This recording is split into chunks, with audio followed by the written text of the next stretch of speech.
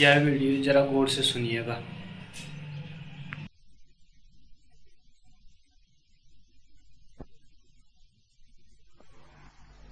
मेरे प्रिय आत्मा,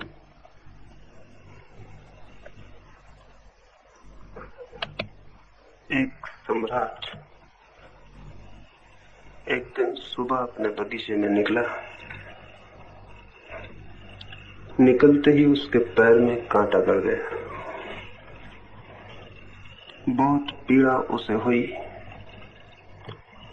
और उसने सारे साम्राज्य में जितने भी विचारशील लोग थे उन्हें राजधानी आमंत्रित किया और उन लोगों से कहा, ऐसी कोई आयोजना करो कि मेरे पैर में कांटा न गड़ पाए। वे विचारशील लोग हजारों की संख्या में महीनों तक विचार करते रहे और अंततः उन्होंने ये निर्णय किया कि सारी पृथ्वी को चमड़े से ढांक दिया जाए ताकि सम्राट के पैर में कांटा न गड़े। ये खबर पूरे राज्य में फैल गई। किसान घबरा उठे। अगर सारी जमीन चमड़े से ढक दी गई तो अनाज कैसे पैदा होगा। सारे लोग घबरा उठे। राजा के पैर में कांटा न गड़े, कहीं इसके पहले सारी मनुष्य जाति की हत्या तो नहीं कर दी जाएगी, क्योंकि सारी जमीन ढक जाएगी तो जीवन असंभव हो जाए। लाखों लोगों ने राजमहल के द्वार पर प्रार्थना की और राजा को कहा, ऐसा न करें, कोई और उपाय खोजें। विद्वान फिर बुलाए गए और उन्होंने कहा, तब दूसरा उपाय यह है कि पृथ्वी से सारी धूल अलग कर दी जाए, कांटे अलग कर दिए जाएं ताकि आपको कोई तकलीफ न हो। कांटों की सफाई का आयोजन हुआ। लाखों मजदूर राजधानी के आसपास झाड़ुएं लेकर रास्तों को, पथों को, खेतों को कांटों से मुक्त करने लगे। धूल के बवंडर उठे, आकाश धूल से भर गया। लाखों लोग सफाई कर रहे थे। एक भी कांटे को पृथ्वी पर बचने नहीं देना था। धूल नहीं बचने देनी थी ताकि राजा को कोई तकलीफ ना हो, उसके कपड़े भी खराब ना हो, कांटे भी ना गड़े। हजारों लोग बीमार पड़ गए, इतनी धूल उड़ी। कुछ लोग बेहोश हो गए, क्योंकि 24 घंटा अखंड धूल उड़ाने का क्रम चलता था। धूल वापस बैठ जाती थी, इसलिए क्रम बंद भी नहीं किया जा सकता था। सारी प्रजा में घबराहट फैल गई। लोगों ने राजा से प्रार्थना की, ये क्या पागलपन हो रहा है। इतनी धूल उठा दी गई है कि हमारा जीना दूभर हो गया, सांस लेना मुश्किल है। कृपा करके ये धूल के बादल वापस बिठाए जाएं, कोई और रास्ता खोजा जाए। फिर हजारों मजदूरों को कहा गया कि वे जाके पानी भरें और सारी पृथ्वी को सींचें। नदी और तालाब सूख गए। लाखों भिश्तियों ने सारी राजधानी को, राजधानी के आसपास की भूमि को पानी से सींचा। कीचड़ मच गई, गरीबों के झोपड़े बह गए, बहुत मुसीबत खड़ी हो गई। फिर राजा से प्रार्थना की गई कि ये क्या हो रहा है, क्या आप हमें जीने न देंगे? क्या आपके पैर में कांटा लगता है तो हम सबका जीवन मुश्किल हो जाएगा? कोई और सरल रास्ता खोजें। और तभी एक बूढ़े आदमी ने आके राजा को कहा, मैं ये जूता आपके लिए बना लाया हूं, इसे पहन ले, कांटा फिर आपको न गड़ेगा और हमारा जीवन भी बच जाएगा। राजा हैरान हुआ, इतना सरल उपाय भी हो सकता था क्या? पैर ढके देखकर वो चकित हो गया। क्या कोई इतना बुद्धिमान मनुष्य भी था जितने इतनी सरलता से बात हल कर दी, जिसे लाखों विद्वान हल न कर सके? करोड़ों रुपया खर्च हुआ, हजारों लोग परेशान हुए। इतनी सरल बात थी और सारे पंडित, सारे विद्वान क्रोध और ईर्ष्या से भर गए। ये बूढ़ा आदमी खतरनाक था। इस सब के प्रति, इस बूढ़े आदमी के प्रति उन सब के मन में तीव्र रोष भर गया। उन्होंने कहा, जरूर इस आदमी को शैतान ने ही सहायता दी होगी, क्योंकि हम इतने विचारशील लोग नहीं खोज पाए जो बात इसने खोज ली है, जरूर इसमें कोई खतरा है। राजा को उन्होंने समझाया ये जूता खतरनाक सिद्ध होगा, शैतान का हाथ इसमें होना चाहिए, क्योंकि हमारी सारी बुद्धिमत्ता जो नहीं खोज सकी ये बूढ़ा आदमी कैसे खोज लेगा। राजा को उन्होंने भड़काया, समझाया, राजा भयभीत हो गया। उस बूढ़े आदमी को सूली दे दी गई। वो पहला समझदार आदमी सूली पे चढ़ा और उसके बाद जितने लोगों ने ये सलाह दी है कि कृपा करें, पृथ्वी को परेशान न करें, अपने पैर ढक लें, उन सभी को सूली दी जाती रही। शायद इसीलिए वो पहला क्रांतिकारी व्यक्ति जिसने जूते की इजाद की थी, उसके वंशज आज भी अपमानित हैं, आज भी चमहर का कोई आदर नहीं। शायद पंडितों का ही हाथ होगा इसमें। इस कहानी से इन 3 दिनों की चर्चा को मैं शुरू करना चाहता हूं, इस वजह से कि सारी दुनिया में सभी मनुष्यों का एक ही प्रश्न है। दुख के कांटे जीवन को पीड़ित किए रहते हैं, अशांति के कांटे, चिंता के कांटे, अज्ञान और अंधकार के कांटे गढ़ते हैं और कोई उपाय समझ में नहीं आता कि इनसे कैसे बचा जाए। और सभी लोग बुद्धिमानों की, तथाकथित बुद्धिमानों की सलाह मानकर सारी पृथ्वी को ढकने की आयोजना में लग जाते हैं, अपने को छोड़कर, अपने को भूलकर। अपने पैर को ढकने की सीधी सी युक्ति किसी की भी समझ में नहीं आती। इतनी सीधी युक्ति है, लेकिन इस जमीन पर 10-5 ही ऐसे लोग हुए हैं जिन्होंने अपने पैर ढके हों। अधिक लोग पृथ्वी को ही बदलने की कोशिश करते रहे, और ये अधिक लोग जितनी उन्होंने कोशिश की है जमीन को ढक देने की, धूल कांटों से अलग कर देने की, उतनी ही जमीन मुश्किल में पड़ती चली गई। इन सभी सुधारकों के कारण ही मनुष्य जाति इतनी पीड़ाओं में उलझ गई है कि आज कोई छुटकारा भी दिखाई नहीं पड़ता। लेकिन एक सीधी सी बात थी कि हर आदमी अपने पैर ढक ले और कांटों से मुक्त हो जाए, लेकिन ये सीधी सी बात आश्चर्य ही है कि मुश्किल से ही कभी किसी को दिखाई पड़ती। इस सीधी सी बात को ही इन 3 दिनों में समझाने की आपको कोशिश करूंगा। नाराज आप जरूर होंगे मन में, क्योंकि सीधी बात किसी को समझाई जाए तो नाराजगी होती है। इतनी सीधी बात को भी समझाने की कोशिश करने से गुस्सा आता है। ऐसा लगता है कि क्या आप हमें इतना नासमझ समझते हैं कि सीधी सी बात को हमें समझाएं। लेकिन क्षमा मैं बाद में मांग लूंगा, बात तो यही मुझे समझानी है, क्योंकि यही एकमात्र कष्ट है मनुष्य के सामने। कांटे उसे चुभते हैं, लेकिन पैर को जूते से ढकने का ख्याल नहीं आता है। सब तरफ दृष्टि जाती है, हजारों उपाय सूझते हैं जीवन को शांत कर लेने के, एक उपाय भर नहीं सूझता है अपने को बदल लेने का, अपने को ढक लेने का। और सब योजना चलती है सुख की और आनंद की खोज की, सब दिशाएं खोज ली जाती हैं, सिर्फ एक दिशा अनछुई रह जाती है, वो है स्वयं की दिशा।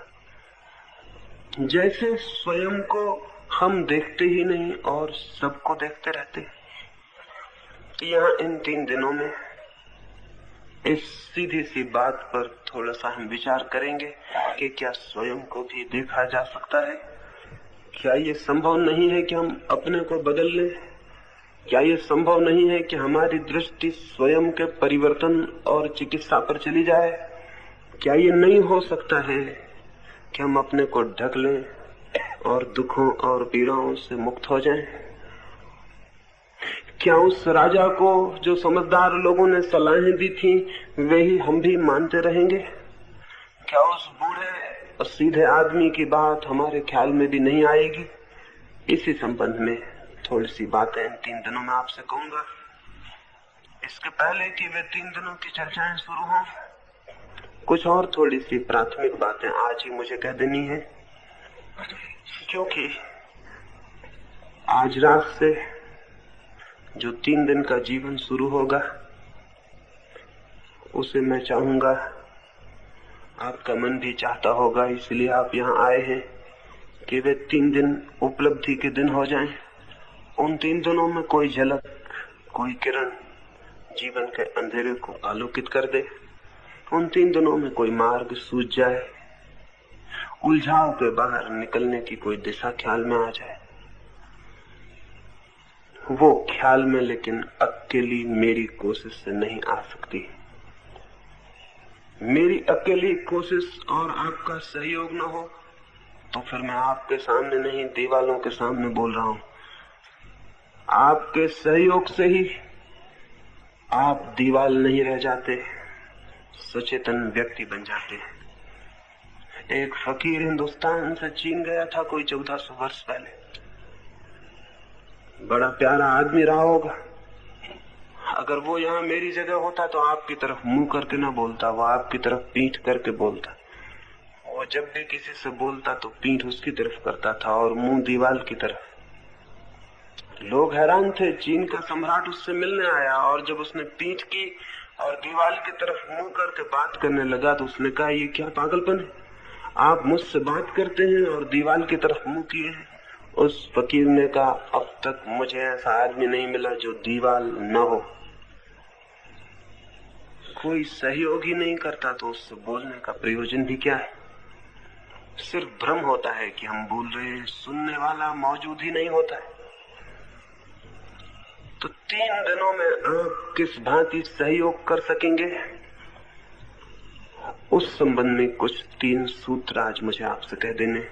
उन 3 सूत्रों के आधार पर ही आपका सहयोग, आपका कोऑपरेशन मिल सकता है। और मैं जो कहना चाहता हूं मैं तो उसे कहूंगा ही, लेकिन आपका सहयोग होगा तो आप भी उसे सुन सकेंगे।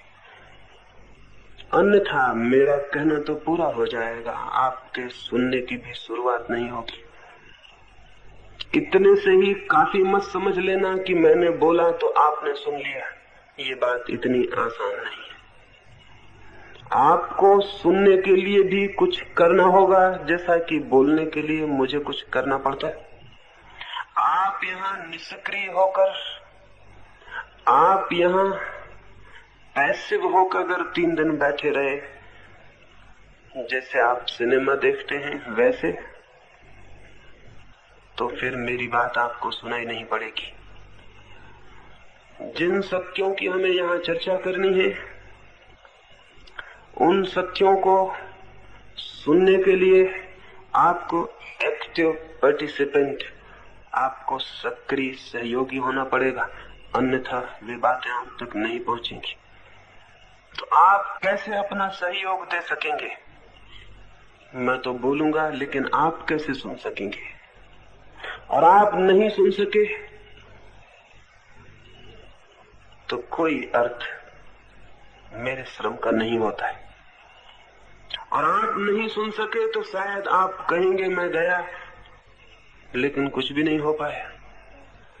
बहुत कुछ हो सकता है, लेकिन उसमें मुझसे ज्यादा महत्वपूर्ण आप हैं। मैं बहुत महत्वपूर्ण नहीं हूं, आप ही ज्यादा महत्वपूर्ण हैं।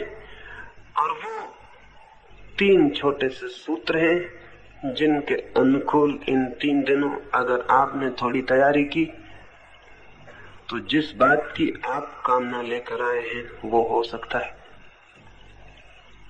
उनमें पहला सूत्र है, इन 3 दिनों में इस भांति जिए जैसे कि पीछे कुछ भी नहीं है और आगे भी कुछ नहीं। हम तो इस भांति जीते हैं जैसे इस समय कुछ भी नहीं है, जो कुछ है पीछे था और जो कुछ है आगे है। वर्तमान का, प्रेजेंट का जो मौजूद है, हमारी दृष्टि में कोई आकलन ही नहीं होता है। और सच्चाई ये है कि वर्तमान की ही केवल सत्ता है। एग्जिस्टेंस केवल उसका ही है जो मौजूद है, न तो जो बीत गया उसकी कोई सत्ता है और न उसकी जो आने को है। लेकिन या तो हम पीछे की तरफ देखते हुए जीते हैं या आगे की तरफ, या तो अतीत की चिंता हमारे मन में होती है या भविष्य की कल्पना, लेकिन वर्तमान का कोई बोध नहीं होता है। और वर्तमान का बोध न हो तो न तो आप जी सकते हैं और न सुन सकते हैं, न समझ सकते हैं, और न सत्य को जानने का द्वार खुल सकता है। हमारा चित्त निरंतर की आदत के कारण या तो पीछे की स्मृतियों में खोया रहता है, जिनकी अब कोई जगह नहीं रह गई जमीन पर, पृथ्वी पर, सत्ता में, जिनके कोई चिन्ह नहीं रह गए सिवाय हमारी मेमोरी, हमारी स्मृति को छोड़कर। और या फिर हम भविष्य की ऊहापोह में, कल्पना में, आने वाले कल के इरादे और विचारों में खोए रहते। ये दोनों ही तरह के लोग कभी भी सत्य को नहीं जान सकते, क्योंकि सत्य है वर्तमान में, इस क्षण में, अभी और यहाँ, और हम अभी और यहाँ कभी भी नहीं होते। हम कहीं पीछे या कहीं आगे होते। बुद्ध 12 वर्षों के बाद अपने गांव वापस लौटे थे। उनके पिता बुद्ध का स्वागत करने गांव के बाहर गए, लेकिन मन में उनके बहुत क्रोध था। 12 वर्ष पहले ये लड़का घर द्वार छोड़कर भाग गया था, उसकी पीड़ा थी, दुख था। जाके उन्होंने बुद्ध से कहा, तू अभी वापस लौटा, मेरे द्वार खुले हैं, बहुत चोट बहुत दुख तूने मुझे पहुंचाया, लेकिन आखिर मैं पिता हूं, पिता का प्रेम, मैं अपने दरवाजे बंद नहीं कर सकता, तुझे क्षमा कर दूंगा, तू वापस आ जा। बुद्ध ने क्या कहा पता है? बुद्ध ने कहा, मैं निवेदन करूंगा, कृपा करके आप एक बार मुझे देखें जो मैं हूं, जो 12 साल पहले आपके घर से गया था, वो अब कहीं भी नहीं है। मैं दूसरा ही होकर लौटा, मैं बिल्कुल नया हूं, और आप मुझे देख ही नहीं रहे क्योंकि आपकी आंखों में 12 वर्ष पहले का चित्र ही मौजूद है। आप उसी से बातें कर रहे हैं जो 12 साल पहले था। गंगा में बहुत पानी बह गया 12 वर्षों में, मुझ में भी बहुत पानी बह गया 12 वर्षों में, मैं बिल्कुल दूसरा आदमी होकर लौटा हूं। लेकिन बुद्ध के पिता की आंखें तो क्रोध से भरी थी। वे कहने लगे, मैं और तुझे नहीं जानूंगा, मैंने जिसने तुझे पैदा किया और जन्म दिया, मुझे तू शिक्षा देगा, मुझे तू समझाएगा। बुद्ध ने कहा, परमात्मा करे किसी दिन आपके ख्याल में आए कि जिसको आपने पैदा किया था वो अब कहाँ है। मैं निवेदन करता हूं, एक बार मुझे देखें जो मैं हूं। पता नहीं बुद्ध के पिता देख पाए या नहीं, हम भी नहीं देख पाते, हम भी पीछे पीछे अटके रह जाते हैं। और जिंदगी रोज बदल जाती है,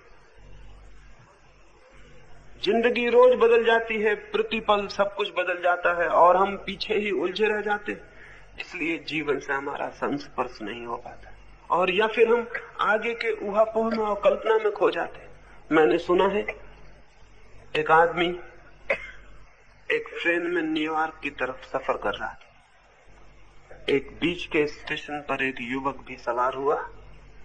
उस युवक के हाथ के बस्ते को देखकर लगता था वो किसी इंश्योरेंस का एजेंट होगा। उस बूढ़े आदमी के पास वो बैठा, फिर थोड़ी देर बाद उसने पूछा कि क्या मां से आप बता सकेंगे आपकी घड़ी में कितना बजा हुआ है? वो बूढ़ा थोड़ी देर चुप रहा और उसने कहा, क्षमा करें, मैं न बता सकूंगा। उस युवक ने कहा, क्या आपके पास घड़ी नहीं है? उस बूढ़े ने कहा, घड़ी तो जरूर है, लेकिन मैं थोड़ा आगे का भी विचार कर लेता हूं, तभी कुछ करता हूं। अभी तुम पूछोगे कितना बजा है और मैं घड़ी में बताऊंगा कितना बजा है, हम दोनों के बीच बातचीत शुरू हो जाएगी। फिर तुम पूछोगे आप कहाँ जा रहे हैं, मैं कहूंगा न्यूयॉर्क जा रहा हूं, तुम कहोगे मैं भी जा रहा हूं। आप किस मोहल्ले में रहते हैं? तो मैं अपना मोहल्ला बताऊंगा। संकोच बस मुझे कहना पड़ेगा, अगर कभी वहां आए तो मेरे घर भी आना, मेरी जवान लड़की, तुम घर आओगे निश्चित ही उसके प्रति आकर्षित हो जाओगे। तुम उससे कहोगे कि चित्र देखने चलती हो, वो जरूर राजी हो जाएगी। और ये मामला यहाँ तक बढ़ेगा कि एक दिन मुझे विचार करना पड़ेगा कि बीमा एजेंट से अपनी लड़की की शादी करनी या नहीं करनी, और मुझे बीमा एजेंट बिल्कुल भी पसंद नहीं आते, इसलिए कृपा करो मुझसे तुम घड़ी का समय मत पूछो। इस आदमी पर जरूर हमें हंसी आ सकती है, लेकिन हम सब इसी तरह के आदमी हैं। हमारा चित्त प्रतिपल वर्तमान से छिटक जाता है और भविष्य में उतर जाता है, और भविष्य के संबंध में आप कुछ भी सोचें सभी ऐसा ही फिजूल और व्यर्थ है, क्योंकि भविष्य है नहीं।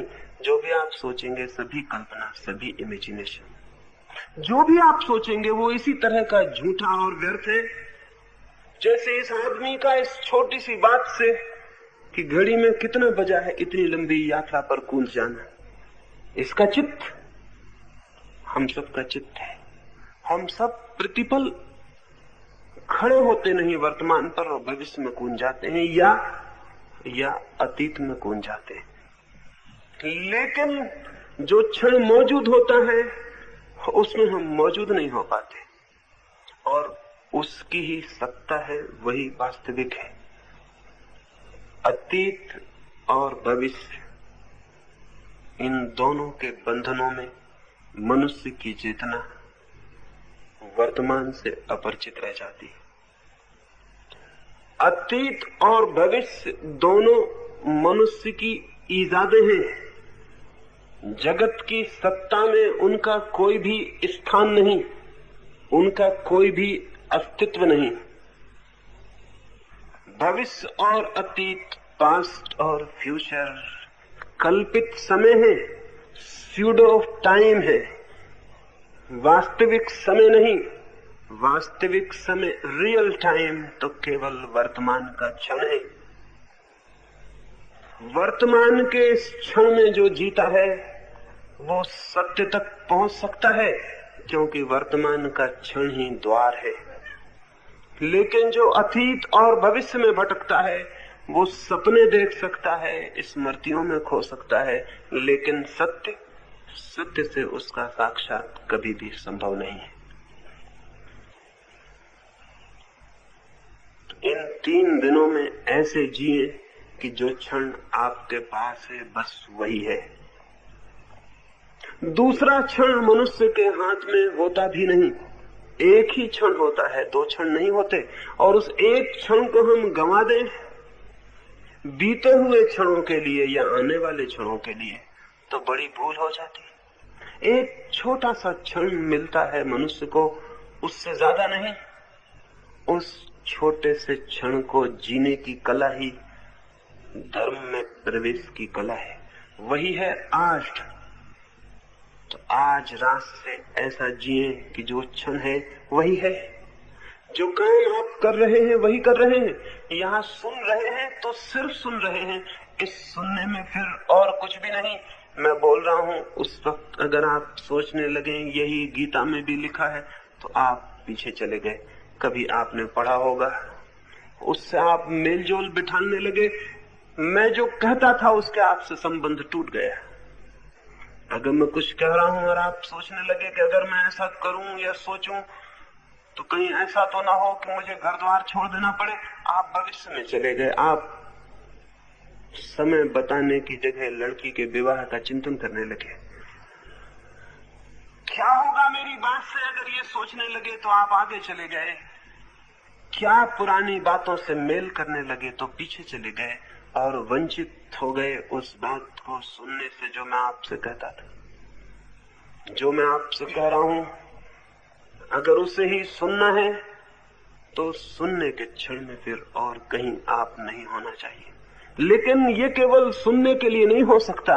ये तो तभी हो सकता है जब हम 24 घंटे ऐसा जिए, जब आप पानी पी रहे हो तो सिर्फ पानी पिए, और भोजन करते हो तो सिर्फ भोजन, और रास्ते पे चलते हो तो सिर्फ रास्ते पर चले, और उस क्षण को ही समझ लें कि इसके आगे कुछ नहीं और पीछे कुछ नहीं, यही है और इसी में मुझे पूरी तरह मौजूद होना है।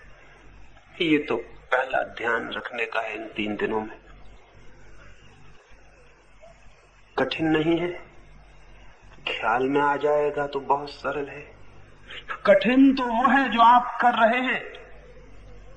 जो मैं कह रहा हूं वो तो बहुत सरल है, लेकिन अपने पैर पर जूता चढ़ाने जैसी सरल बात भी मुश्किल से ख्याल में आती। कठिन वो है जो आप कर रहे हैं, जिस ढंग से आप जी रहे हैं वो जीना एकदम कठिन है। आश्चर्य है कि हम जिए चले जा रहे हैं। जो मैं कह रहा हूं वो बहुत सरल है। यहां से लौटते वक्त उसका प्रयोग करते लौटे और कम से कम 3 दिन तो कोशिश करें। हो सकता है 3 दिन में उसकी सच्चाई दिखाई पड़ जाए, और फिर जिसकी सच्चाई हमें दिखाई पड़ जाती उससे इस जीवन में अलग होना कठिन है। 3 दिन के लिए हिम्मत करें, पीछे को छोड़ दें। छूट गया है अतीत आपसे, आप व्यर्थ ही उसे पकड़े। कहां है वो? कल का दिन अब कहां है? बीता क्षण अब कहां है? जो गया वो जा चुका, जो अभी नहीं आया वो नहीं आया, जो है बस वही है। 3 दिन देखें, एक एक पल जीकर देखें, आगे पीछे नहीं, मौजूद में, प्रेजेंट में, वर्तमान में। सुबह उठे तो ऐसे ही बस यही है, दोपहर यही है, सांझ यही है। जो क्षण सामने आए उसको इस तरह लें जैसे इसके आगे पीछे और कुछ भी नहीं। बहुत हैरान हो जाएंगे। इस ख्याल से जीने की गति और ही हो जाती। एक बहुत अद्भुत शांति क्षण में जीने से शुरू होती। आदमी कभी शांत नहीं है। सुनते हैं एक बार सिर्फ सारी मनुष्य जाति शांत हो गई थी एक क्षण को। कोई बहुत होशियार आदमी ने तरकीब निकाली थी, तब कहीं ये हो पाया था, लेकिन ये बहुत पुरानी घटना है, आप में से किसी को भी याद नहीं होगी। किसी किताब में नहीं लिखी गई, क्योंकि किताबें बहुत बाद में लिखी गई, ये उसके पहले की घटना है। और शायद आपने सुनी भी ना होगी, क्योंकि बहुत ही मुश्किल से किसी को ये पता है। एक बार एक समझदार आदमी ने एक तरकीब निकाली थी कि सारी मनुष्य जाति को शांत रहने का अनुभव करा दे। उसने ये अफवाह उड़ाई सारी दुनिया में कि चांद पर भी लोग रहते हैं, अगर हम सारे लोग बहुत ताकत से चिल्लाएं तो शायद वे सुन लें। तो सारी पृथ्वी पर एक खास नियत दिन, खास समय पर सारे लोग जोर से हो की आवाज करके चिल्लाएंगे। ये अफवाह उड़ा दी। सारी दुनिया में बड़ी उत्सुकता से उस दिन की प्रतीक्षा की गई। वो क्षण आ गया, वो घड़ी आ गई, वो पल करीब आने लगा। सारे दुनिया के लोग बच्चों से बूढ़ों तक तैयार थे, क्योंकि सारे लोग चिल्लाएंगे तो ही शायद चांद तक रहने वाले लोगों तक आवाज पहुंच सके और उनसे संबंध पैदा करना था।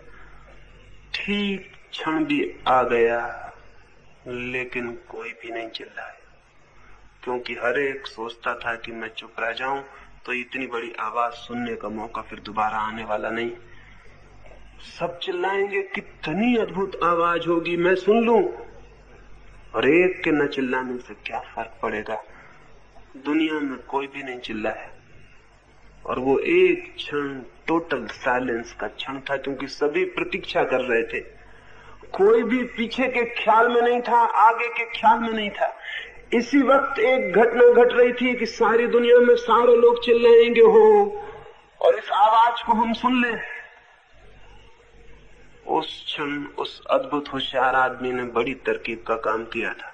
फिर बहुत समय से ऐसा कोई काम नहीं हुआ और आदमी की जिंदगी में कोई शांति का क्षण नहीं। उस वक्त सारे लोग हैरान रह गए थे। उस पल के बीच जाने पर लोगों को पता चला था कितनी गहरी शांति संभव है, क्योंकि उस क्षण कोई पास्ट नहीं था, कोई फ्यूचर नहीं था। एक उसी पल में घटना घटने वाली थी। जरा चूक गए तो चूक गए। तो सारे लोग सचेत, और प्रत्येक आदमी ने सोचा था मैं सुन लूं। सुना सबने, आवाज नहीं सुनी, शांति सुनी। आवाज तो हुई ही नहीं, लेकिन साइलेंस सुनी। देखें कल से एक एक पल में थोड़ा खड़े होकर, हो सकता है वो शांति आप भी सुन सके। और वो सुन ले तो आपकी जिंदगी दूसरी हो जाती। अगर आप नहीं मानेंगे इस तरह तो हो सकता है मैं भी किसी दिन अफवाह उड़ाऊं फिर इस तरह की कोशिश करूं, लेकिन बड़ा कठिन है। आजकल आदमी बहुत समझदार हो गया। पुराने दिन की बात है, लोग राजी हो गए होंगे चिल्लाने को, अब तो शायद ही कोई चिल्लाने को राजी भी हो,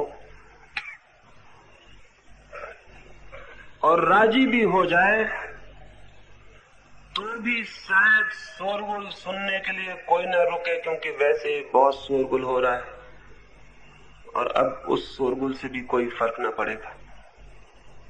ये तो पहला सूत्र है, पल पल मोमेंट टू मोमेंट जीने का। दूसरा सूत्र, हम निरंतर एक अजीब बीमारी से ग्रसित हैं और वो बीमारी है अत्यधिक व्यस्त होने की, ऑक्युपाइड होने की। हर आदमी ऐसा लग रहा है जैसे बहुत भारी काम में उलझा हुआ है। शायद काम कुछ भी नहीं है, लेकिन आदत अत्यधिक काम में उलझे होने की हमने खड़ी कर ली। हर आदमी भाग रहा है, दौड़ रहा है और इस भांति संलग्न है जैसे सारे जगत का भार उसके ऊपर है। इतना व्यस्त मालूम हो रहा है, और ये व्यस्तता, ये जो ऑक्युपाइड माइंड है, ये दिन रात व्यस्त होना, इसके कारण चित्त निरंतर क्षीण होता चला जाता है। विश्राम का कोई भी क्षण न होने से चित्त दुर्बल हो जाता है, और दुर्बल चित्त सत्य को नहीं जान सकता है। सत्य को जानने के लिए शक्ति से परिपूर्ण, बहता हुआ, भरा हुआ चित्त चाहिए, और ऐसा चित्त तभी हो सकता है जब आप अव्यस्त होने की थोड़ी सामर्थ्य पैदा कर लें। इन 3 दिनों में इस दूसरे सूत्र पर थोड़ा काम करना है। इन 3 दिनों यहाँ इस भांति जिए जैसे आप कोई काम नहीं कर रहे हैं, विश्राम कर रहे हैं। कभी आपने देखा आकाश में सांझ को चीलें आकाश से उतरती हैं, तब उनको देखा वे परों को फैलाकर अत्यंत विश्राम में हवा पे डोलती हुई धीरे धीरे उतरती आती। कभी ख्याल किया? कभी चीलों के पर देखे तुले हुए? न तो पंखे हिल रहे हैं, न वे हवाओं में तैरने की कोशिश कर रही हैं, उन्होंने सिर्फ पंख छोड़ दिए हैं और हवाओं पर सवार हो गई हैं। हवाएं उन्हें धीरे धीरे नीचे उतारती ला रही। सारी प्रकृति इसी भांति विश्राम में जी रही है, सिर्फ मनुष्य को छोड़कर। मनुष्य अति तनाव में है और उसे ख्याल भी नहीं है कि इतना तना हुआ होना, इतना व्यस्त, इतना उलझा हुआ होना ही उसे वंचित कर रहा है किसी सत्य को, किसी आनंद को जानने से।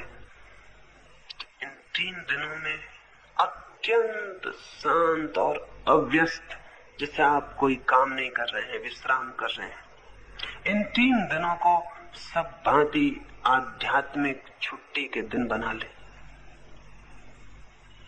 स्पिरिचुअल हॉलीडे समझ ले। साधारणतः छुट्टी हम मनाते हैं वो भी शरीर की छुट्टी होती है, मन की छुट्टी नहीं होती। इन 3 दिनों में मन को भी छुट्टी दे दें। इस भांति जिए जैसे कोई भी काम नहीं है। और यहाँ क्या काम है? आप बिल्कुल बिना काम है यहाँ, और इन 3 दिनों को बिल्कुल ही ऐसे गुजार देना है जैसे कोई सो के विश्राम करके गुजार देता है। तो इन 3 दिनों में आप पाएंगे आपका मन एक नई ताजगी, ऊर्जा और शक्ति से भर गया। और ये शक्ति बहुत जरूरी है। इस शक्ति के बिना कोई रास्ता नहीं है कि आप तय कर सके। लेकिन अव्यस्त होना जरूरी है, कोई ऑक्युपाइड चित्त की दशा ना हो। लेकिन हम तो, एक आदमी को मैं देखता था रोज सांझ वो घूमने जाते थे, लेकिन घूमने भी वो ऐसे जाते थे इतनी तेजी से कि जैसे किसी युद्ध पर जा रहे हो। तो मैंने उन्हें टोका और मैंने कहा कि आप किसी लड़ाई पर जाते हैं रोज? उन्होंने कहा लड़ाई पर? मैं तो घूमने जाता हूँ। तो मैंने कहा लेकिन जाते आप ऐसे हैं, इतने तने हुए इतने खिंचे हुए, इतने परेशान, इतने भागे हुए, जैसे कहीं पहुंचना हो। कहाँ पहुंचने के लिए जाता? उनका पहुंचने में सिर्फ घूमने जाता हूं। लेकिन मैंने कहा आपका मन घूमने की दशा में नहीं होता। घूमने जाने का मतलब है ऐसे जाना जैसे कहीं पहुंचना नहीं है। कोई हम यात्रा थोड़ी कर रहे हैं। यात्रा जब कोई करता है तो तना हुआ, खिंचा हुआ, उसे कहीं पहुंचना है। आपको कहीं पहुंचना नहीं है। और अगर आप समवेयर कहीं पहुंचने की कोशिश करेंगे तो एक बात तय समझ लेना, वहां नहीं पहुंच सकेंगे जहां आप हैं। और जिस दिन आप इस तरह जिएंगे, नोवेयर, कहीं भी नहीं पहुंचना है, उस दिन आप वहां पहुंच जाएंगे जहां आप हैं। जहां मैं बैठा हूं वहां पहुंचने के लिए मुझे सब पहुंचने की जो दौड़ है चित्त से, वो छोड़ देनी होगी। तो इन 3 दिनों में ऐसी कोशिश न करें कि आप ध्यान सीख रहे हैं। आप ऐसी कोशिश न करें कि सत्य को खोज रहे हैं। ऐसी कोशिश न करें कि परमात्मा के दर्शन करने हैं। अगर ये कोशिश आपके भीतर रही तो आप शांति नहीं हो सकेंगे। दर्शन तो बहुत दूर है। आप शांति नहीं हो सकेंगे। सत्य तो बहुत दूर है। आप शांति नहीं हो सकेंगे। परमात्मा की यात्रा फिर नहीं हो सकती। परमात्मा की यात्रा बड़ी अजीब है। परमात्मा की यात्रा वही करता है, वही कर सकता है जो सब यात्रा छोड़ देता है। इतना शांत हो जाता है कि उसे कहीं भी नहीं पहुंचना है। एक फकीर था, एक पहाड़ी के किनारे चुपचाप बैठा रहता, सोया रहता। एक युवक सत्य की, ईश्वर की खोज में पहाड़ पर गया था। उसने उस फकीर से पूछा कि आप चुपचाप यहां क्यों बैठे हैं, ईश्वर को नहीं खोजना है? उस फकीर ने कहा, जब तक खोजता था तब तक नहीं मिला। फिर मैं ऊब गया और मैंने वो खोज छोड़ दी। और जिस दिन मैंने सब खोज छोड़ दी, मैं हैरान हो गया। मैं तो उसमें मौजूद ही था, खोज रहा था, इसलिए दिखाई नहीं पड़ रहा था। कई बार खोजने का तनाव ही खोजने में बाधा बन जाता है। कई बार हम जिस चीज को खोजते हैं, खोजने के कारण ही उसको नहीं उपलब्ध हो पाते। कभी ख्याल किया आपने, किसी आदमी का नाम खो गया है आपके मन में और आप खोजने को लगे हुए हैं। खोजते हैं और परेशान हो जाते हैं, सिर ठोक लेते हैं कि बिल्कुल जवान तक आता है लेकिन आता नहीं, पता नहीं चलता कहाँ गया, कैसे खो गया। मालूम है मुझे, ये भी मालूम है कि मुझे मालूम है, भीतर आता है पर न मालूम कहाँ अटक जाता है। फिर आप खोज छोड़ देते हैं। फिर आप अपनी बगिया में गड्ढा खोद रहे हैं, या अपने कुत्ते के साथ खेल रहे हैं, या अपने बच्चे से गपशप कर रहे हैं और एकदम आप हैरान हो जाते हैं, वो नाम मौजूद हो गया, वो आ गया है। और तब आप समझ भी नहीं पाते कि ये कैसे आ गया। आप खोजते थे, खोजने की तनाव की वजह से मन अशांत हो गया। अशांत होने की वजह से उसे रास्ता नहीं मिलता था आने का, वो अटका रह गया पीछे। आप शांत हो जाओ तो वो आ जाए, आप अशांत हो तो वो आए कहां से, द्वार कहां मिले, रास्ता कहां मिले। भीतर परमात्मा निरंतर आप तक आने की कोशिश कर रहा है, लेकिन आप इतने व्यस्त हैं कि आपकी इस व्यस्तता में बाधा देने जैसी अशिष्टता परमात्मा न करेगा। वो आपको परेशान नहीं करेगा। जब आप शांत हो जाएं तो आ जाएगा। वो उन मेहमानों में से नहीं है कि आप कुछ भी कर रहे हो और वो आ जाए। जब देखेगा कि आप तैयार हैं तो वो तो हमेशा मौजूद है। भीतर कोई हमारे रास्ता खोज रहा है, लेकिन हम इतने सतह पर इतने व्यस्त हैं, इतनी लहरों से भरे हैं कि उसे रास्ता नहीं मिलता है। कृपा करें, रास्ता दें। आपको परमात्मा को नहीं खोजना है, परमात्मा आपको ही खोज रहा है। आप इतनी ही कृपा करें कि रास्ता दे दें। आप बीच में न खड़े हो अपने और परमात्मा के, तो सारी बात हल हो जाती। लेकिन शायद हमें इसका ख्याल नहीं है। इन 3 दिनों में इस ख्याल पर थोड़ा सा ध्यान ले जाएं। 3 दिन इस तरह जिए कि आपको कोई भी काम नहीं है, और आश्रमों में और संतों, साधुओं और महात्माओं के पास आप जाते होंगे, उस भांति मेरे पास ना आए। वे आपको काम सिखाते हैं। वे सिखाते हैं प्रार्थना करो, पूजा करो, नाम जपो, गीता पढ़ो, ये करो, वो करो। बहुत जोर से करो, जितना ज्यादा करोगे 1000 दफा नाम जपोगे तो 1,00,000 दफा जपोगे तो और फायदा है, 1 करोड़ दफा जपोगे तो और फायदा है, 1 दफा गीता पढ़ोगे तो कम, 1000 दफा पढ़ोगे तो और ज्यादा, 1 उपवास करोगे तो कम, 1000 कर लोगे तो बहुत ज्यादा। वे आपको कोई काम सिखाते हैं, वे आपको किसी काम में लगाते हैं। मैं आपको कोई काम सिखाने को यहां नहीं हूं। मैं तो चाहता हूं कि आप थोड़ी देर को बेकाम हो जाएं, आपके मन में तन में कोई काम न रह जाए, तो शायद उस काम से रहित चित्त की अनऑक्युपाइड स्थिति में, अव्यस्त स्थिति में कुछ फलित हो जाए, कुछ घटित हो जाए। तो दूसरा सूत्र इन 3 दिनों के लिए, व्यस्तता न दिखाएं। यहाँ कोई फिक्र नहीं, अगर मेरी एक चर्चा में ना आ पाए तो कोई हर्जा नहीं हुआ जाने वाला। कोई फिक्र नहीं अगर ध्यान को वक्त पर न पहुंच पाए, कोई हर्जा नहीं हुआ जाने वाला। लेकिन इतनी शांति से जिए इन 3 दिनों में कि आप कोई काम में नहीं लगे हैं, मौज में, एक आनंद में यहाँ है। यहाँ कोई साधना करने आए हैं तो साधना की हमारी धारणा ही कुछ अजीब है। उसमें तो जो जितना बड़ा साधक है उतना ही तनके और चुस्त बैठा रहता है, उतना ही तनाव से भरा रहता है। ऐसी साधना यहाँ नहीं है। मैं तो साधना ही इसको कहता हूं कि आप सब तरह से उपराम को, विश्रांति को, एकदम चित्त के तल पर सब तरह के काम से छुटकारा पा जाए। 3 दिन इस तरह का, इस तरफ ध्यान देना का आपसे निवेदन है। और जैसे ही आप थोड़े से विश्राम में रहना जान पाएंगे, आप हैरान हो जाएंगे। यहाँ इतने दरख्त हैं, इतने पक्षी बोलते हैं, चुपचाप उनके पास, दरख्तों के पास जाके बैठ जाएं, लेट जाएं, कुछ ना करें। 3 दिनों में ज्यादा समय कुछ ना करें और देखें कि उस ना करने से कुछ हो सकता है क्या। अब तक जिन्होंने भी जीवन की गहराइयां जानी हैं, वे ही लोग हैं जिन्होंने किन्हीं ना करने के क्षणों में परमात्मा से संबंध जोड़ लिया। लाओत्से से कहा करता था,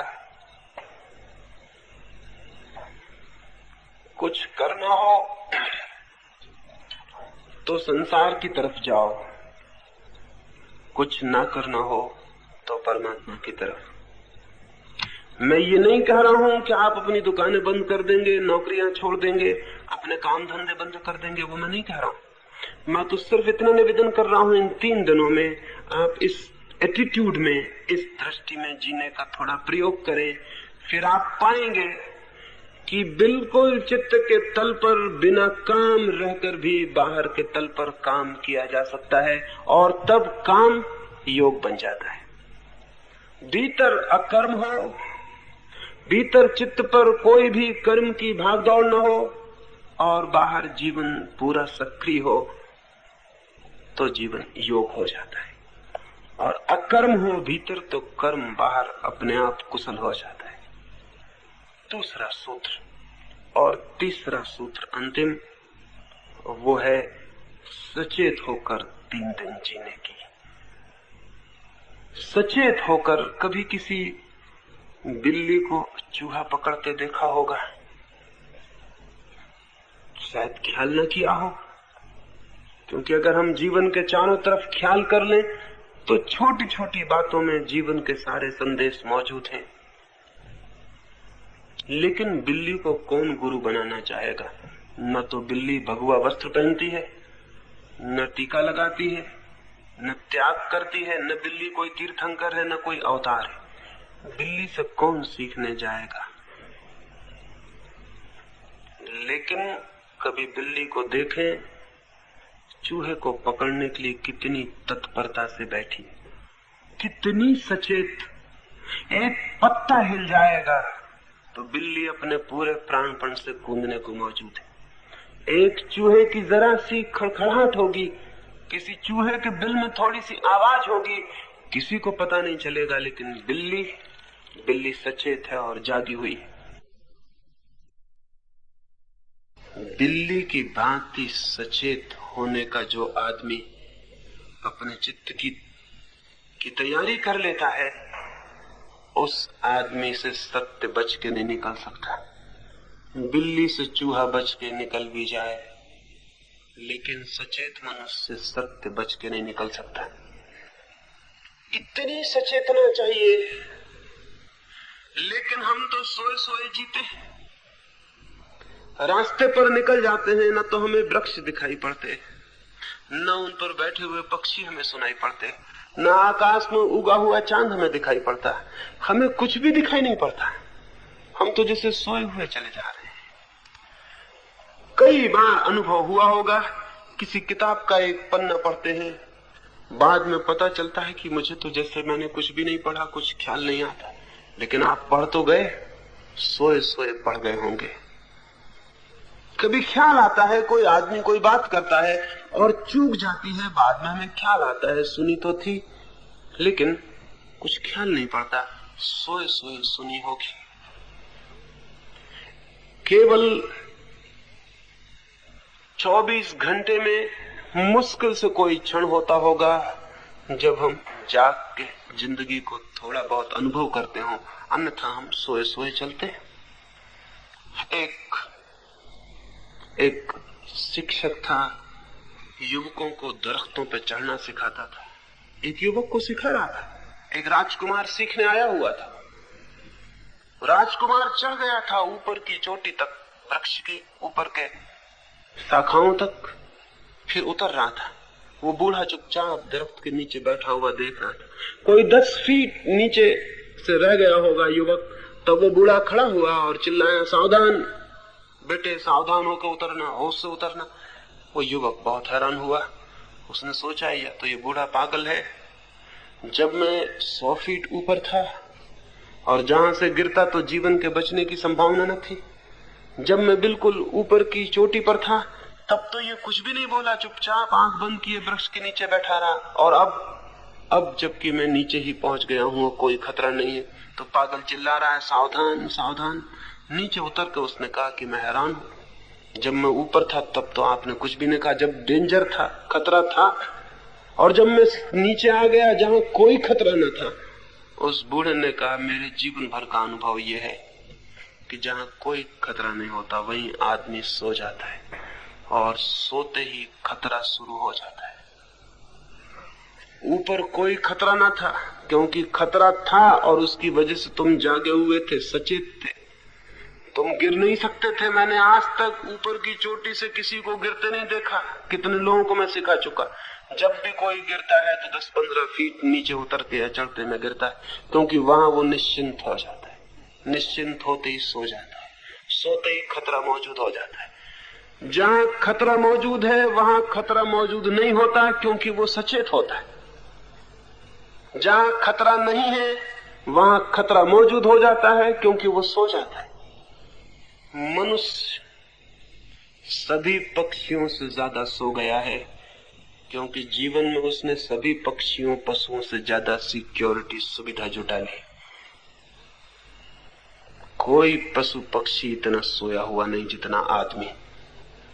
देखें किसी कौवे को आपके घर के पास बैठा हुआ, जरा आप आंख भी हिलाएं और कौवा अपने पर फैला देगा। आंख हिलाएं, आप जरा आंख हिलाएं और कौवा तैयार, सचेत है। जानवरों को भागते हुए देखें, दौड़ते हुए देखें, उनको खड़े हुए देखें, भी सचेत है। आदमी ने एक तरह की सिक्योरिटी, एक तरह की सुरक्षा अपने चारों तरफ खड़ी कर ली है, और उस सुरक्षा की वजह से वो आराम से सो गया है। और सच्चाई यह है कि सब सिक्योरिटी झूठी, क्योंकि मौत इतनी बड़ी असलियत है कि हमारी सब सुरक्षा झूठी ही सिद्ध होती है। कोई सुरक्षा हमारी सच्ची नहीं है। लेकिन एक फॉल्स, एक मिथ्या ख्याल हमने पैदा कर लिया कि हम सुरक्षित हैं। सुरक्षित कोई भी मनुष्य नहीं है। जीवन असुरक्षा है, इनसिक्योरिटी है। कौन सी चीज सुरक्षित है? आपकी पत्नी सुरक्षित है? क्या आप सोचते हैं कल भी वो आपको प्रेम देगी? आपके बच्चे सुरक्षित हैं? क्या आप सोचते हैं वो बड़े होने पर आपको आदर देंगे? आपके मित्र सुरक्षित हैं? कि वे कल शत्रु नहीं हो जाएंगे? आप खुद किन अर्थों में सुरक्षित हैं? आपकी मौत आपकी सब सुरक्षा को दो कौड़ी का सिद्ध कर देने को है। एक आदमी ने एक महल बनवाया था, उसमें एक ही दरवाजा रखा था कि कोई शत्रु घर के भीतर न घुस सके। दरवाजे पर सख्त पहरा रखा था। फिर पड़ोस का राजा उसके महल को देखने आया। उसने कहा और सब ठीक है, एकदम अच्छा है, मैं भी ऐसा ही महल बनाना चाहूंगा, लेकिन एक गलती है तुम्हारे महल में, इसमें एक दरवाजा है, ये खतरा है, दरवाजे से मौत भीतर आ सकती है, तुम कृपा करो ये दरवाजा और बंद कर लो, फिर तुम पूर्ण सुरक्षित हो जाओगे, फिर न कोई भीतर आ सकता न कोई बाहर जा सकता। उस राजा ने कहा ख्याल तो मुझे भी ये आया था, लेकिन अगर दरवाजा भी मैं बंद कर लूंगा तो फिर सुरक्षा की जरूरत भी किसे रह जाएगी, मैं तो मर ही जाऊंगा। जी रहा हूं क्योंकि दरवाजा खुला है। तो दूसरे राजा ने कहा इसका मतलब यह हुआ कि दरवाजा अगर बिल्कुल बंद हो जाए तो तुम मर जाओगे, एक दरवाजा खुला है तो तुम थोड़े जी रहे हो, दो दरवाजे खुलेंगे तुम थोड़ा और ज्यादा जियोगे, अगर सब दरवाजे खुले रहेंगे तो तुम पूरी तरह से जियोगे। लेकिन सब दरवाजे खोलने में हम डरते हैं और इसलिए जी नहीं पाते। सब दरवाजे बंद कर लेते हैं जिंदगी के, फिर भीतर सिक्योरिटी में, सुरक्षा में निश्चिंत होकर सो जाते हैं। उसी सोने को हम जिंदगी समझ लेते हैं। इन 3 दिनों में इस तरह जिए जैसे कि जीवन में कोई सुरक्षा नहीं है। हो सकता है आप आए हैं माथेरान, वापस न लौट सके, कोई जरूरी नहीं है आपका वापस लौट जाना। कौन सा जरूरी है? इस बात को मान लेने का क्या कारण है कि आप 400 आए हैं, 400 ही वापस लौट जाएंगे? हो सकता है कोई वापस ना लौट पाए। एक दिन तो ऐसा हो गई कि आप कहीं जाएंगे और वहां से वापस न लौट सकेंगे। प्रति घड़ी कोई 1 लाख आदमी अपना जीवन खो देते हैं कहीं ना कहीं पृथ्वी पर। आप भी किसी क्षण खो देंगे। वो क्षण यही क्षण हो सकता है, आने वाला क्षण हो सकता है। सुरक्षा कहीं भी नहीं है और सुरक्षा के कारण आप व्यर्थ जो सो रहे हैं वो सारे जीवन को, जीवन के आनंद, उत्फुल्लता से, ज्ञान से वंचित कर रहा है। तो इन 3 दिनों ऐसे जिए जैसे आप जागे हुए हैं, प्रतिपल होश से भरे हुए हैं। एक एक घटना, एक एक पत्थर, एक एक पत्ता, एक एक पत्ते पर चमकती सूरज की रोशनी, चांद की रोशनी बदलियों पर, सब आपको दिखाई पड़ रहा है। आप जागे हुए, सब चीजों के प्रति आप सचेत हैं। जीवन एक खतरा है और आप चेतना से भरे हुए, उठते बैठते सब तरह से जागे हुए। जागे हुए होने का अर्थ एक छोटी कहानी से समझाऊं, फिर मैं अपनी चर्चा पूरी करूं।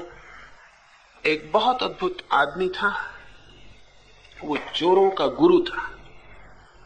सच तो यह है कि चोरों के अतिरिक्त और किसी का कोई गुरु होता ही नहीं।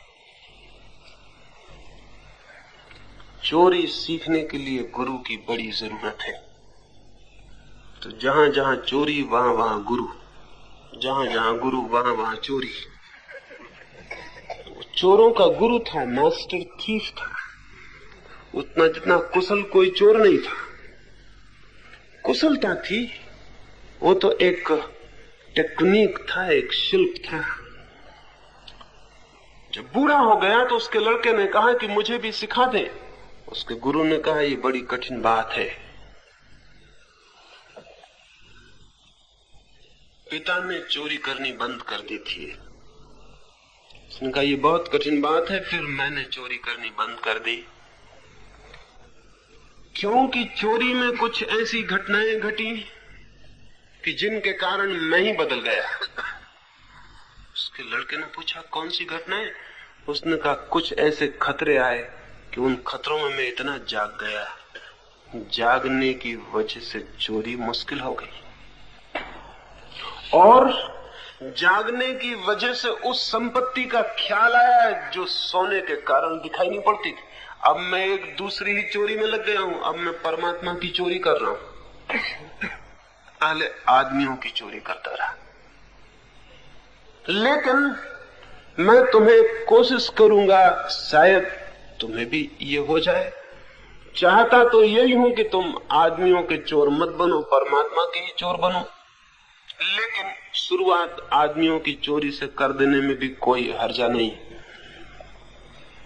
ऐसे हर आदमी ही आदमी की ही चोरी से शुरुआत करता है।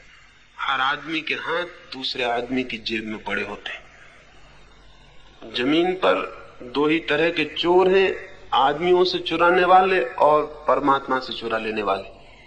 परमात्मा से चुरा लेने वाले तो बहुत कम हैं जिनके हाथ परमात्मा की जेब में चले जाएं, लेकिन आदमियों की तो हाथ में सारे लोग एक दूसरे की जेब में डाले ही रहते हैं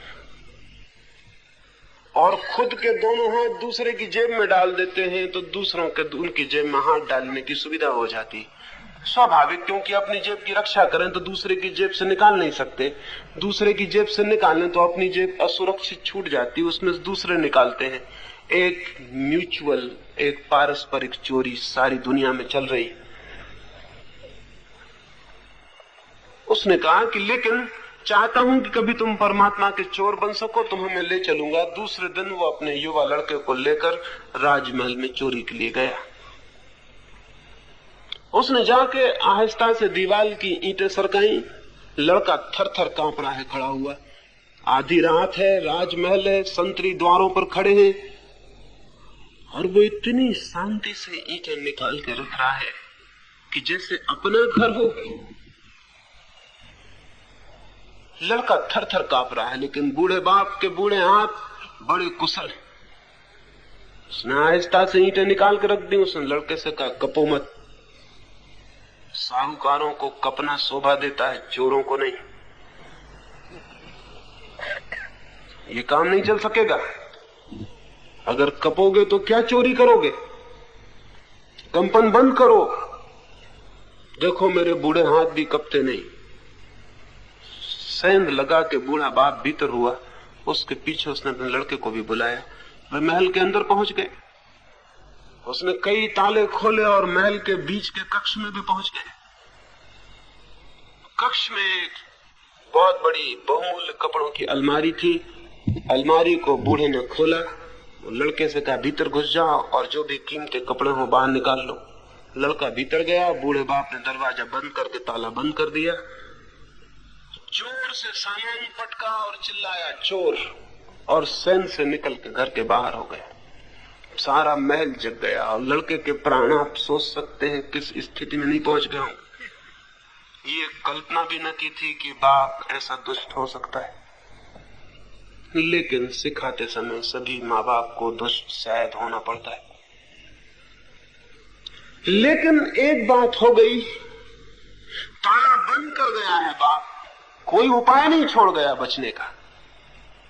चिल्ला गया है, महल के संतरी जाग गए, नौकर चाकर भाग गए हैं, प्रकाश जल गए हैं, लालटेनें घूमने लगी हैं, चोर की खोज हो रही। चोर जरूर मकान के भीतर है, दरवाजे खुले पड़े हैं, दीवार में छेद है।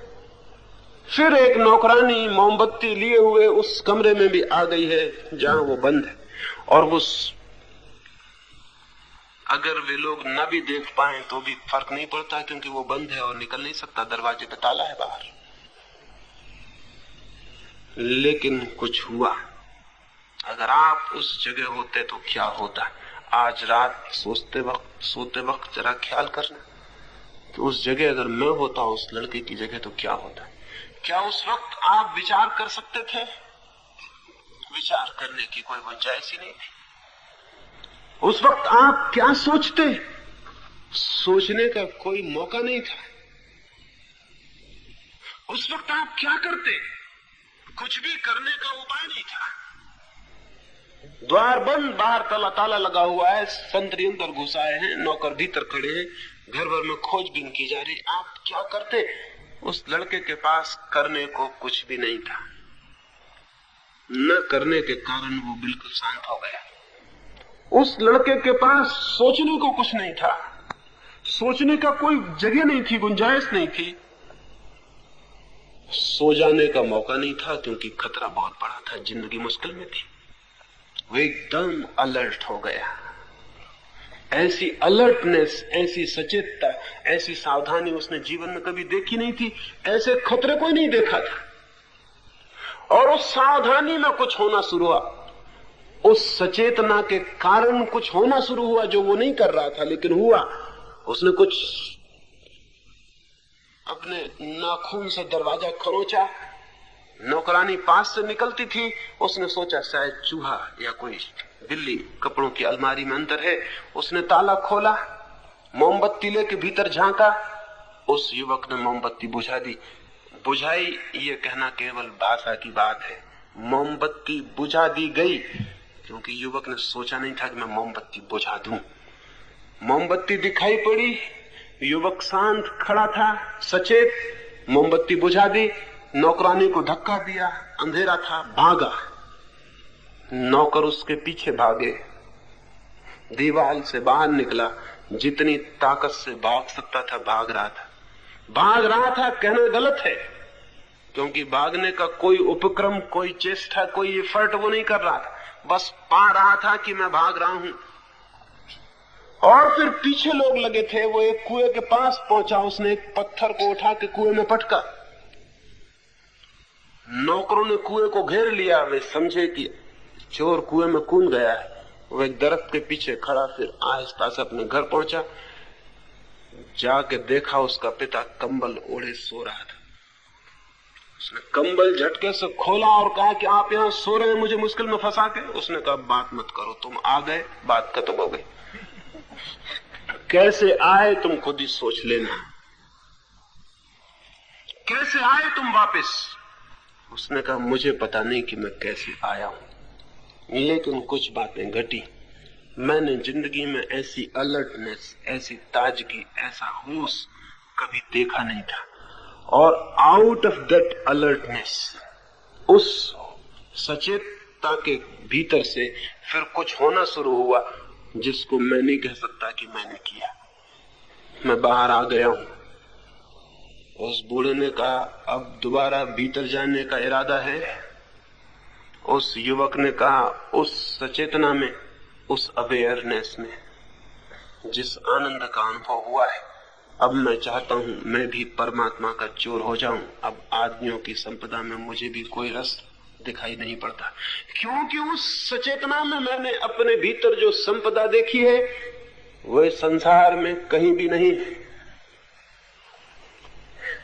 तो मैं परमात्मा के चोर होना आपको सिखाना चाहता हूं, लेकिन उसके पहले इन 3 सूत्रों पर इन 3 दिनों में अगर आप सहयोग देंगे तो इसमें कोई बहुत आश्चर्य नहीं है कि जाते वक्त आप अपने सामान में परमात्मा की भी थोड़ी सी संपदा ले जाते हुए अपने आप को अनुभव करें। वो संपत्ति सब जगह मौजूद है, लेकिन कोई हिम्मतवर चोर आता ही नहीं कि उस संपत्ति को चुराए और अपने घर ले जाए। परमात्मा करे आप भी एक मास्टर थीप हो सके, एक कुशल चोर हो सके उस बड़ी संपदा को चुराने में। उस चोरी के सिखाने का ही यहाँ राज 3 दिनों में आपसे मैं कहूंगा। और अगर आपका सहयोग रहा तो ये बात हो सकती है। आज के लिए तो इतना बस,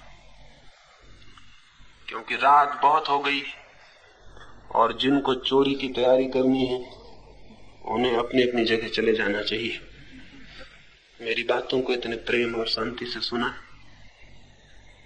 उसके लिए बहुत बहुत धन्यवाद। अंत में यही प्रार्थना करता हूं, प्रभु करे वो आशा और वो सपना पूरा हो सके जिसके लिए हम सबके प्राण ललाए थे। वो हो सकता है, सिर्फ आपके सहयोग की जरूरत है।